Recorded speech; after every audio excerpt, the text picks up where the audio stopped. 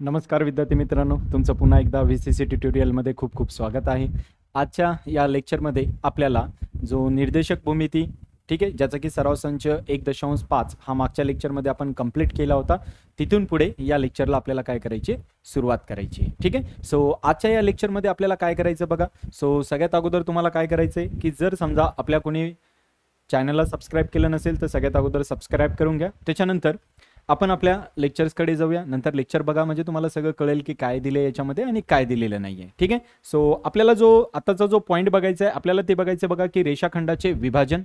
आता रेषाखंडाचे विभाजन कसे असतात किंवा रेषाखंडाचे विभाजन म्हणजे काय तर आपल्याला हे बघायचं आहे. ठीक आहे. म्हणजे रेषाखंडाचे विभाजन म्हणजे काय बरं की ते कसं दिले आपल्याला की जर समजा कन्सिडर करा बघा. ठीक आहे की आपल्याला समजा एखादी रेषा दिली आहे. ठीक आहे. आपल्याला काय दिली बघा, एखादी रेषा दिली आहे. ठीक आहे. आणि त्याचं आपल्याला काय करायचंय, त्याचं आपल्याला विभाजन करायचंय. त्याचं काय करायचं बघा, आपल्याला त्याचं आपल्याला विभाजन करायचंय. ओके. समजा ही रेषा दिली आहे, या रेषेचं आपल्याला काय करायचंय, विभाजन करायचंय. सो इथे आपल्याला ए हा एक दिला असेल, इथं बी हा एक बिंदू दिला असेल, आपल्याला याचं विभाजन करायचंय.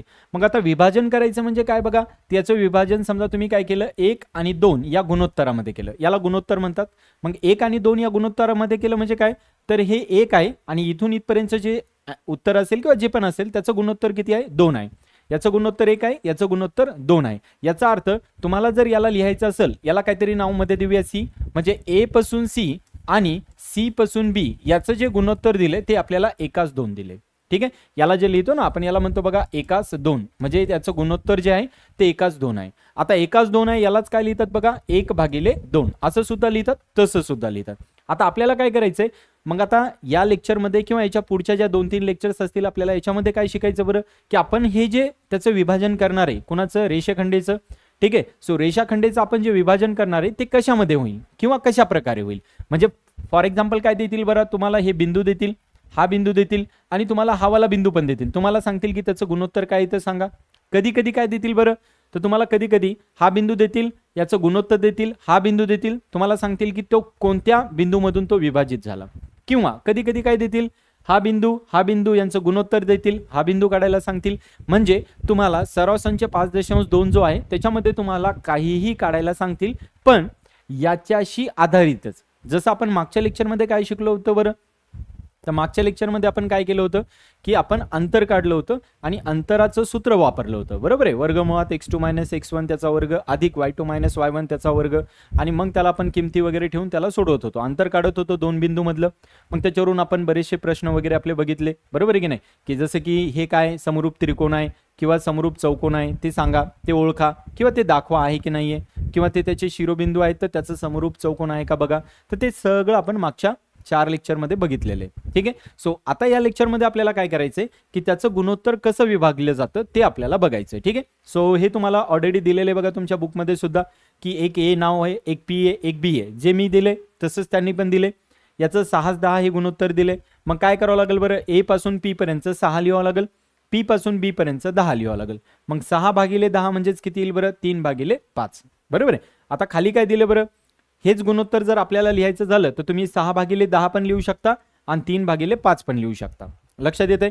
आता मग हे काढायचं कसं, याचं सूत्र काय, म्हणजे जसं मी म्हणलं तुम्हाला, आता तुम्हाला हे नाही विचारत त्याचं सांगा हे असं गुणोत्तर आहे तर असं काढा, तसं नाही विचारत. ते काय विचारतील, हा बिंदू विचारतील, कधी हे गुणोत्तर विचारतील, कधी तुम्हाला याची किंमत विचारतील, कधी याची किंमत विचारतील. मग सगळ्यात सोपी बघा की तुम्ही लक्षात कसं ठेवणार, सूत्र कसं लक्षात ठेवायचं. ठीक आहे. सो तुम्हाला काय सांगितलं बघा की बिंदू ए आहे, म्हणजे तुमच्याकडे ए नावाचा एक बिंदू आहे बघा. ठीक आहे. ज्याला नाव काय दिले त्यांनी, x1 आणि y1. लक्षात ठेवा, पहिला ए नावाचा बिंदू आहे त्याला x1 y1 नाव दिले. त्याच्यानंतर बी नावाचा एक बिंदू आहे त्याला x2 y2 दिले आणि या दोघांना जोडले. लक्षात येते का, बी नावाचा बिंदू आहे त्याला x2 आणि y2 नाव दिले. बघा काय सांगितलंय की बिंदू ए आणि बिंदू बी यांना जोडणारी रेख ए बी, म्हणजे या दोघांना जोडणारी कोण आहे बरं, एक रेषा आहे ज्याला नाव काय दिले, ए बी दिले.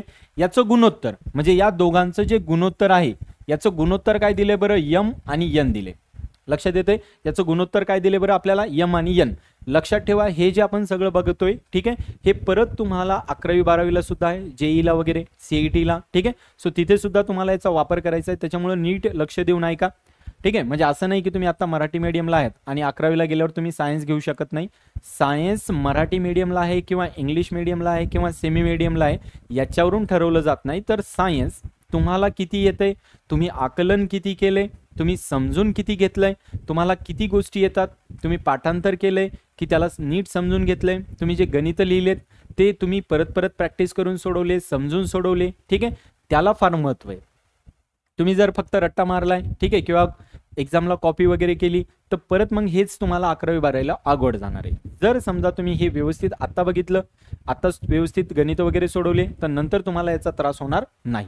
लक्षात येते, ठीक आहे. सो थोडंसं व्यवस्थित कन्सेप्ट समजून घ्या. आता याच्यामध्ये काय दिले बरं तुम्हाला, याच्यामध्ये तुम्हाला सांगितलं बघा की बिंदू ए आणि बी यांना जोडणारी रेख कोण दिली बरं आपल्याला, ए बी ही रेख दिली, बरोबर आहे. पुढे काय सांगितलं बरं की यम एन या गुणोत्तरात विभाजन करणाऱ्या बिंदूचे निर्देशक काढा. म्हणजे यम आणि एन याच्यात विभाजित केलेलं बघा, याला विभाजित केले आपण, तर याचे आपल्याला काय करायचे, निर्देशक काढायचे याच्या बिंदूचे.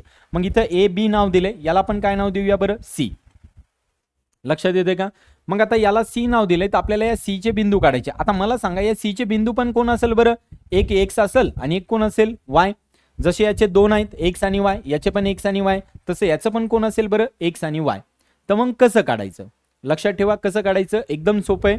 जर समजा तुम्हाला एक्सचे बिंदू काढायचे असतील, एकदम सोपा फॉर्म्युला आहे, लक्षात ठेवा. जर तुम्हाला याच्या एक्सचे बिंदू काढायचे असतील तर काय करायचं, या x1चं याच्या गुणोत्तरासोबत गुणाकार घ्यायचा. म्हणजे x1चा कोणासोबत घ्यायचा बघा, n सोबत. x1चा कोणासोबत घ्यायचा आहे तुम्हाला, n सोबत घ्यायचा आहे, ठीक आहे. आणि तसाच x2चा तुम्हाला कोणासोबत घ्यायचा आहे बघा, m सोबत घ्यायचा आहे. x2चा कोणासोबत घ्यायचा बघा तुम्हाला, m सोबत.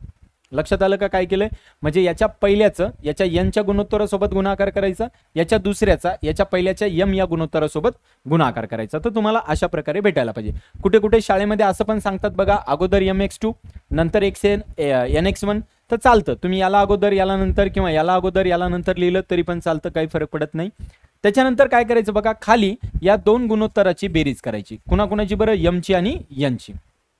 लक्षात आलं का, खाली काय करायची, त्या दोघांची बेरीज करायची. लक्षात आलं. एक्स काढायचा असेल तर हा x1 घ्यायचा, कुणासोबत मल्टिप्लाय करायचा, याच्या गुणोत्तरासोबत, म्हणजे कुणासोबत, n सोबत. याचा x2 घ्यायचा, याच्या m या गुणोत्तरासोबत गुणाकार करायचा. आता तसंच बघा y जर घेतलं तर काय करावं लागेल बरं, मग याच्यासारखं जर y घेतलं आपण तर y साठी काय करावं लागेल बरं, y1 चं कुणासोबत घ्यावं लागेल, y1 चं घ्यावं लागेल n सोबत. आणि y2 चं कुणासोबत घ्यावं लागेल बरं, y2 चं घ्यावं लागेल m सोबत. आणि खाली या दोघांची परत बेरीज करावं लागेल, कोणाची, गुणोत्तराची. लक्षात आलं, एकदम सोपी ट्रिक आहे.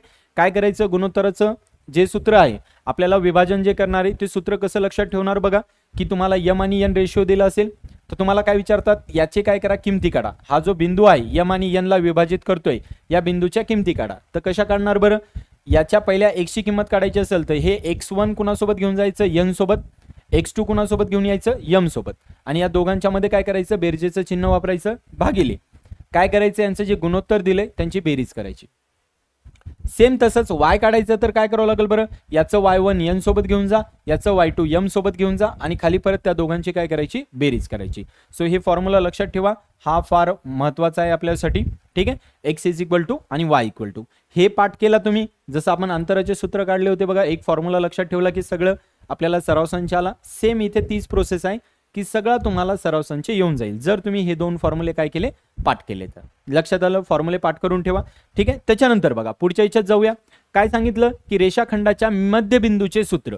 आता मध्यबिंदूचे सूत्र म्हणजे काय बरं, की बघा इथं a नावाचा एक बिंदू आहे, इथं b नावाचा एक बिंदू आहे, बरोबर आहे. याच्या किमती आहे समजा तुमच्याकडे x1 y1, याच्या किमती आहे समजा तुमच्याकडे x2 y2. आता त्यांनी काय सांगितलं बरं, रेषाखंडाचा मध्यबिंदू. आता मध्यबिंदू म्हणजे काय बरं, बरोबर कुठे यायला पाहिजे, मध्ये यायला पाहिजे, बरोबर आहे. बरोबर कुठे यायला पाहिजे बघा, मध्ये यायला पाहिजे. मग आता मला सांगा, एखादी आपल्याकडे रेषा आहे, बरोबर आहे. एखादी समजा आपल्याकडे रेषा आहे, कन्सिडर करा ही माझ्याकडे रेषा आहे.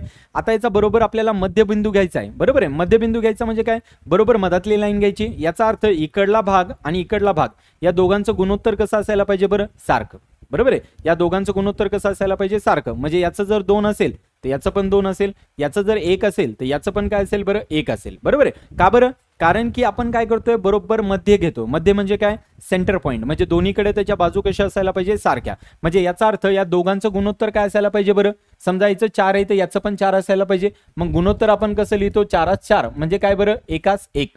लक्षात येतं, म्हणजे याचं जेवढं गुणोत्तर आहे तेवढंच याचं गुणोत्तर असायला पाहिजे. ठीक आहे. सो कधी लक्षात ठेवा, मध्यबिंदू हा शब्द दिलाय तुम्हाला, मध्यबिंदू दिले आणि तुम्हाला याच्या जर किमती काढायच्या असतील कुणाच्या, या मध्यबिंदूच्या एक्सच्या आणि कुणाच्या वायच्या, ठीक आहे, तर काय करायचं बघा, या एक्सची किंमत फक्त काय करायची, x1 अधिक x2 त्याला भागिले 2 करायचं. म्हणजे काय करायचं, x1 ची आणि x2 ची बेरीज करायची, त्याला भागिले 2 करायचं. आणि जर आपण याच्या अगोदर जो बघितला, ठीक आहे, रेषाखंडाला विभाजित करणारा गुणोत्तर वगैरे दिला असेल तर काय सूत्र होतं, x1 कुणासोबत गेला n सोबत, x2 कुणासोबत गेला m सोबत आणि खाली त्या दोघांची बेरीज होती. इथं तसं नाही. मध्यबिंदूचं सूत्र म्हणजे काय बरं, की x1 आणि x2 ची बेरीज करायची, त्याला भागिले 2, म्हणजे दोघांची बेरीज त्याला भागिले 2. 2 का बरं, कारण त्याचे बरोबर 2 पार्ट त्याने करायला पाहिजे. क्लिअर आहे, ठीक आहे. चला आता yचं काय येईल बरं, मग तसंच y1 आणि y2 याची बेरीज करायची, त्याला भागिले 2. 2 का लक्षात येते, कारण की बरोबर मध्यबिंदू पाहिजे, म्हणजे त्याचे 2 भाग व्हायला पाहिजे. मग मला सांगा, एका पोळीचे 2 भाग करायचे किंवा 4 रुपये आपल्याकडे, 4 रुपयाचे 2 भाग करायचे म्हणजे त्याला काय करावं लागेल, दोन्ही भाग द्यावा लागेल, म्हणजे किती होतील, 2 2. 6चे 2 भाग करायचे तर किती होतील बरं, 3 3. पण कसे होतील, त्या 6ला जर दोन्ही भाग दिला तर मग 3 3 होतील, बरोबर आहे. तसं मग याचे 2 भाग करायचे मला, तर काय करावं लागेल, त्याला 2नी डिवाइड करावं लागेल. लक्षात येतं. सो हे सूत्र आपल्याला काय करायचं, लक्षात ठेवायचंय मध्यबिंदूचं. लक्षात येते, रेषाखंडेला जर मध्यबिंदू छेदलं किंवा त्याचे गुणोत्तर जर बघितले तर दोघांचे पण गुणोत्तर सारखे येतात आणि त्याचा मध्यबिंदू काढायचा. सूत्र काय बरं, पहिल्या x1 ची आणि x2 ची बेरीज करायची, त्याला भागिले 2, y1 ची आणि y2 ची बेरीज करायची, त्याला भागिले 2. क्लिअर आहे, ठीक आहे. चला आता पुढे जाऊया आपण. पुढे काय सांगितलं बघा, की आपल्याला म्हणजे त्रिकोणाची जर मध्यगा काढायची असेल आपल्याला, तर यांचं जे गुणोत्तर असतं, ठीक आहे, कधी लक्षात ठेवा, ही जी मध्यगा काढतोय आपण, याचं जे गुणोत्तर असतं ते 2:1 असतं. ठीक आहे, म्हणजे तुम्ही 8वी 9वीला पण बघितलं असेल बघा, एक त्रिकोण आहे आणि त्याचं जर आपल्याला किंमत काढायची असेल त्याची, ते हे कसं करतं बरं, 2:1 मध्ये डिवाइड करतं. आता आपल्याला काय काढायचं बरं, तर आपल्याला काढायचं मध्यबिंदूचे सूत्र. ठीक आहे, कुणाच्या, त्रिकोणाच्या मध्यगा संपत्तीचे बिंदू.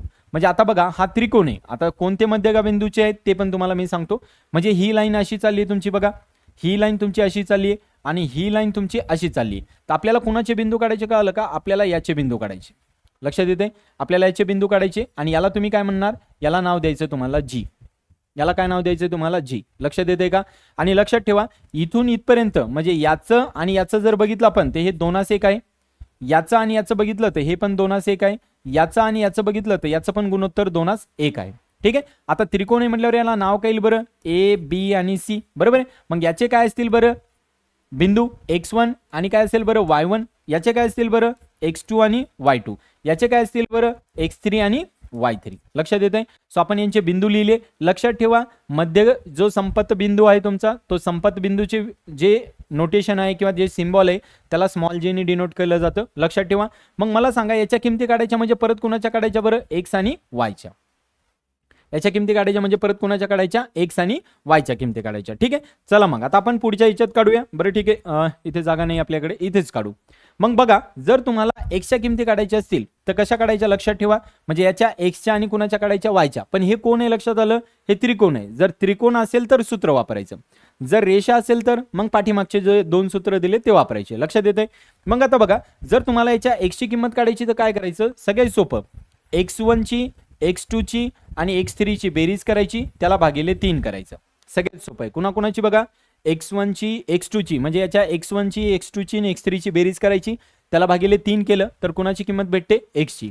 तसंच y ची किंमत काढायची तर काय होईल बरं, मग y1 ची, y2 ची आणि y3 ची बेरीज करायची, त्याला भागिले 3 करायचं.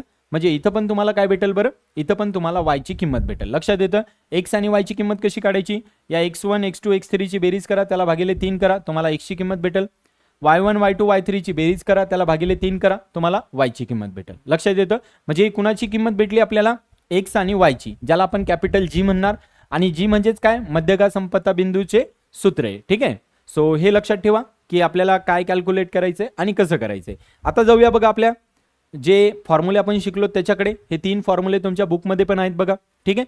काय सांगितलं होतं की विभाजनाचे सूत्र एक लक्षात ठेवायचे, मध्यबिंदूचे एक सूत्र लक्षात ठेवायचे, ठीक आहे, आणि एक मध्यगा संपात बिंदूचे सूत्र लक्षात ठेवायचे. ठीक आहे. सो हे 3 सूत्र लक्षात ठेवा. थोडंसं इंग्लिशमध्ये शिकवायची सवय आपल्याला, तर मराठी वर्ड थोडेसे जड जातात. ठीक आहे. सो तरी आपण प्रयत्न करू, त्याच्यामुळे थोडंसं समजून घ्या. कधी कधी मराठीमध्ये इश्यू येऊ शकतो आपल्याला. तसं तर येणार नाहीये कारण की प्युअर मराठी आपल्याला येते, बट कधी कधी काय असतात हे वर्ड कधी आपण उच्चारत नाही जास्त वेळेस, सो थोडीशी अडचण येऊ शकते आपल्याला. क्लिअर आहे? ठीक आहे, चला मग आता जाऊया आपल्या सराव संच 5.2 कडे. फॉर्म्युले सगळ्यांना कळले, लिहून घेतले सगळ्यांनी? ठीक आहे, चला सराव संच 5.2 काय सांगतो बघू आपण. काय सांगतो बरं पहिल्या याच्यामध्ये बघा की जर पी बिंदू हा काय सांगितलं बरं, पी बिंदू हा ए -1 7 आणि बी 4 -3 यांना जोडणाऱ्या रेषाखंडाच्या 2/3 या गुणोत्तरात विभाजित करत असेल तर पी चे बिंदू निर्देशक बिंदू काढा. ठीक आहे, किंवा बिंदूचे निर्देशक काढा. आता मला सांगा पी बिंदू कुणाला जोडायला बरं, ए बी या जोडणाऱ्या रेषाखंडाला. मग आता पहिल्यांदा त्याची आपण डायग्राम काढू बघा. सो हा ए आहे तुमचा, हा बी आहे तुमचा, याला जोडणारा, ठीक आहे, जो तुमचा रेषाखंड आहे याला जोडणारा जो पी हा बिंदू काय करतोय 2/3 या गुणोत्तरात काय करतोय त्याला विभाजित करतोय. म्हणजे हा 2 आहे आणि हा 3 आहे. प्रश्नाचा अर्थ कळाला? काय सांगितलं बघा की जर पी बिंदू हा ए आणि बी या जोडणाऱ्या रेषाखंडाला, ठीक आहे, 2/3 या गुणोत्तरात विभाजित करत असेल तर, म्हणजे पी बिंदू काय करतोय बरं 2/3 मध्ये विभाजित करतोय गुणोत्तरामध्ये. कुणाला? ए आणि बी या जोडणाऱ्या रेषाखंडाला. म्हणजे ही रेषाखंड आहे जोडणारी, याला 2/3 या गुणोत्तरात काय करतो विभाजित करतो. आता त्यांनी काय विचारलं तर पी चे निर्देशक बिंदू काढा. म्हणजे याचे आपल्याला काय काढायचे, निर्देशक बिंदू काढायचे. आता मला सांगा ए ची किंमत किती दिली आहे बरं आपल्याला, ए ची किंमत दिली आहे -1, बरोबर आहे. थोडंसं मी इकडे लिहितो बघा, ए ची किंमत किती दिली आहे बरं -1 आणि किती दिली आहे बरं 7, बरोबर आहे. आणि बी ची किंमत किती दिली आहे बरं 4 आणि -3. ठीक आहे, तर आपल्याला कोणाची बिंदू काढायला सांगितले पी चे. तर मग मी तुम्हाला बघा अगोदर पण सांगितलं होतं, तुम्हाला आठवत असेल तर, ते याला एक्स आणि वाय म्हणायचं. जे मधातलं काढतो ना आपण त्याला काय म्हणायचं बघा, एक्स आणि वाय. तर मग आता चला याला आपण म्हणूया एक्स आणि एकाला म्हणू काय वाय. मग तुम्हाला सूत्र आठवतं का बघा की जर एक्स ची किंमत काढायची असेल तर काय करायचं. मी काय म्हणलो होतो बघा, हा जो असतो हा कोण असतो तुमचा यम, हा जो असतो हा कोण असतो तुमचा यन. हा यम असतो, हा यन असतो, म्हणजे यमास यन या गुणोत्तरात विभाजित. याला काय म्हणतात बरं, पहिल्यांदा आपण लिहून घेऊया. इथं वाटलंच काय करू, अगोदर सगळं लिहून घेऊ काय काय दिलं आपल्याला.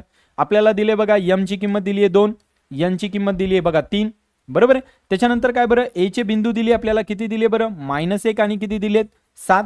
म्हणजे याचा अर्थ पहिलं कोण आहे x1 आणि दुसरं कोण आहे बरं y1. लक्षात येतं. त्याच्यानंतर बी चे पण बिंदू दिले बघा आपल्याला, बी चे बिंदू किती दिले बरं 4 आणि -3. याचा अर्थ पहिलं कोण आहे x2 आणि दुसरं कोण आहे y2. लिहून घेतले आपण बिंदू वगैरे सगळे क्लिअर इथपर्यंत. सो सगळ्यात अगोदर आपण किमती लिहून घेतल्या. आता काय करू, आता आपण सूत्र वापरू. सूत्र काय सांगतं बरं, सूत्र हे सांगतं की जर तुम्हाला x ची किंमत काढायची असेल तर काय करा बघा, यम कुणासोबत घेऊन जा, यम x2 सोबत घेऊन जा बघा, यम x2 सोबत घेऊन जा आणि यन कुणासोबत घेऊन जा बरं x1 सोबत. आणि खाली काय करा, या गुणोत्तर जे दिले त्यांची बेरीज लिहा. बघा लक्षात येते का काय काय केलं मी. एम कुणासोबत घेऊन जा याच्या x2 सोबत, यन कुणासोबत घेऊन जा याच्या x1 सोबत. लक्षात राहत नसेल तर तिरपा गुणाकारानुसार लक्षात ठेवा, म्हणजे ते थोडंसं तुम्हाला सोपं जाईल. तिरपा म्हणजे काय, यमचं याच्यासोबत, यनचं याच्यासोबत. लक्षात येतं. तसं वायचं काढायचं असेल तर परत यमचं वाय सोबत, यनचं या वाय सोबत. लक्षात येतं, तिरपा गुणाकारानुसार लक्षात ठेवा. आणि खाली काय करायचं, हे जे गुणोत्तर दिले त्यांची बेरीज करायची. ठीक आहे, चला मग आता आपण किमती ठेवूया याच्यामध्ये. मग जर किमती ठेवल्या तर काय होईल बघा, यम किती आहे बघा आपल्याकडे, यम आहे 2, सो आपण ठेवलं इथं 2. ठीक आहे, आता x2 किती आहे बघा आपल्याकडे 4, सो आपण ठेवलं इथं 4 प्लस यन आहे आपल्याकडे किती बघा 3, सो ठेवलं आपण 3. त्याच्यानंतर x1 किती आहे बघा आपल्याकडे -1 आणि खाली काय त्या दोन गुणोत्तराची बेरीज. झालं, एवढंच उत्तर होतं. लक्षात येतंय. आता बघा बेचोक किती झाले इथं 8, 3 गुणिले -1 किती झाले -3 आणि खाली किती आलं बरं 5, कारण की 2 आणि 3 किती होतील 5. आता 8 मधून 3 गेले तर किती राहतील बरं, वर 5 राहतील, खाली पण 5 राहतील. आता याला जर भाग दिला तर 5 1 5, म्हणजे इथून x ची किंमत किती आली बघा 1 आली. लक्षात येते, इथून x ची किंमत किती आली बरं आपल्याला 1 आलेली. लक्षात आलं. सो ही झाली x ची किंमत. आता x ची किंमत 1 आली, मग असेच काय करायचं, p चा जो निर्देशक बिंदू आहे त्याच्या अजून कुणाची किंमत काढायची बरं आपल्याला, y ची. मग आता y ची काढायची असेल तर काय करावं लागेल बरं, मग y साठी सूत्र लिहावं लागेल काय बरं, की m कुणासोबत जाईल y2 सोबत आणि n कुणासोबत जाईल बरं y1 सोबत. आणि खाली या दोघांची काय करावं लागेल आपल्याला, बेरीज करावं लागेल. बघा लक्षात येते का. ठीक आहे, आता m ची किंमत किती आहे बघा, आता m ची किंमत आय थिंक मला वाटतं 2 आहे आपल्याकडे, हा, आणि n ची किती आहे 3 आहे. सो m ची मी 2 लिहितो, इथं y2 ची किंमत लिहायची अधिक n ची आपल्याकडे 3 आहे आणि इथं कुणाची किंमत लिहायची y1 ची आणि खाली या दोघांची परत बेरीज करायची. लक्षात येते, खाली कुणाची बेरीज करायची, जे गुणोत्तर दिले त्यांची. आता बघूया आपण y1 आणि y2 काय दिले बरं. तर तर y1 7 दिलाय, y2 -3 दिलाय. y1 किती दिलाय बघा 7. सो y1 7 दिला, इथं लिहा y1 सोबत. आणि y2 किती दिलाय बघा, y2 -3 दिलाय. सो y2 इथं -3 लिहा. आता याला सोडवा बघा. 2 गुणिले -3 किती होतील, -6. 7 त्रिक किती होतील बरं इथं 21 भागिले इथं किती येईल बरं 5. आता बघा -6 आणि +21 जर केलं तुम्ही तर किती यायला पाहिजे बरं 15 भागिले 5. कारण की हे धन आहे हे ऋण आहे, त्यांची वजाबाकी होईल. क्लिअर आहे. आता 5 ने याला भाग दिला तर कितीचा भाग जाईल बरं 3चा. याचा अर्थ इथून yचं जी किंमत आली ती किती आली बरं तुमची 3. मग तुम्ही काय म्हणणार, म्हणून इथं जे p चे निर्देशक आले आपले ते किती सांगणार बरं, x ची किंमत 1 आली आणि y ची किंमत किती आली 3 आली. लक्षात आलं. x ची किती आली 1, y ची किती आली 3. इथून y आलं आणि अगोदर जे काढलं होतं आपण ते कुणाची काढली बघा, ती x ची किंमत काढली. लक्षात येतं. एकदम सोपं आहे. फक्त हे सूत्र लक्षात ठेवा x काढण्यासाठी, तसंच y काढण्यासाठी पण सूत्र लक्षात ठेवा, म्हणजे तुम्हाला इझिली क्वेश्चन सोडवता येतील. क्लिअर आहे सगळ्यांना. लक्षात येते कसं सोडवतोय काय करतोय आपण. ठीक आहे. वाटल्यास आपण अजून एक प्रश्न घेऊया. प्रश्न क्रमांक 2. आता 2 मध्ये काय सांगितलं बरं, खालील प्रत्येक उदाहरणात रेख PQ चे AB या गुणोत्तरात विभाजन करणाऱ्या A या बिंदूचे निर्देशक काढा. म्हणजे आपल्याला काय करायचं बरं, की खालील प्रत्येक रेख PQ चे, म्हणजे आपल्याला PQ ही रेख दिली, ठीक आहे, याला नाव देऊया आपण P, याला नाव देऊया Q. ठीक आहे. या गुणोत्तरात विभाजन करणाऱ्या A या बिंदूचे, म्हणजे कोणाचे बरं A या बिंदूचे विभाजन करणाऱ्या. आणि काय रेशिओ दिला बरं, गुणोत्तर काय सांगितलं आपल्याला, AB या गुणोत्तरात विभाजन करणाऱ्या A या बिंदूचे निर्देशक काढा. म्हणजे आपल्याला A या बिंदूचे निर्देशक काढायचे. आता मला सांगा P किती दिलाय बरं -3 आणि कोण दिलाय बरं 7. A आपल्याला काढायचा आहे. आणि Q किती दिलाय बरं आपल्याला 1 आणि -4. लक्षात येते. याचं गुणोत्तर किती दिले बरं आपल्याला 2:1. याचं गुणोत्तर किती दिले आपल्याला 2:1. लक्षात आलं काय काय केलं आपण ते. सो पहिल्यांदा डायग्राम काढायची सवय ठेवा, म्हणजे तुम्हाला क्वेश्चन सोपे जातील. काय सांगितलं त्यांनी, की खालील प्रत्येक उदाहरणात रेख PQ, ठीक आहे, याचे गुणोत्तर काय दिले बरं ASB दिले, म्हणजे जे आपल्याला दिले ते घ्यावं लागेल 2:1. आणि आपल्याला काय सांगितलं की या A या बिंदूचे निर्देशक काढायचे. मग मला सांगा याचे निर्देशक कोण आहेत बरं, x आणि कोण आहे y. बरोबर आहे. कोण आहे त्याचे निर्देशक x आणि y. मग मला सांगा x ची किंमत काढायची तर कशी काढतो बरं आपण, m कुणासोबत घेऊन जातो x2 सोबत, n कुणासोबत घेऊन जातो x1 सोबत, आणि खाली या दोघांची बेरीज. बरोबर आहे. आता इथं किमती ठेवा बघा. आता किमती ठेवण्यासाठी परत तुम्हाला काय करावं लागेल, इथं लिहावं लागेल. काय बरं, की हा जो पहिला जो दिलाय तुम्हाला, वाटल्यास मी इथं लिहितो, तुम्हाला इथं दिसतंय का बघा, हा P आहे. P कोण आहे बरं -3 आणि 7 आहे. तर मी काय करतो इथं x1 ची किंमत लिहितो -3, y1 ची किंमत लिहितो 7. अजून कोण दिलंय बरं Q. Q किती दिलाय बरं 1 आणि -4. मग याच्यामध्ये जो पहिला आहे तो x2 आहे आणि दुसरा जो आहे तो y2 आहे. लक्षात येते. पहिला जो आहे तो x2 आहे, दुसरा जो आहे तो y2 आहे. आणि याचं गुणोत्तर दिले, म्हणजे याचा अर्थ ही कुणाची किंमत दिली आहे बरं m ची, ही कुणाची किंमत दिली आहे बरं n ची. तर हे तर आपल्याला माहिती आहे. मग खाली लिहून टाका बघा, गुणोत्तर किती दिलंय 2:1, म्हणजे 2 + 1.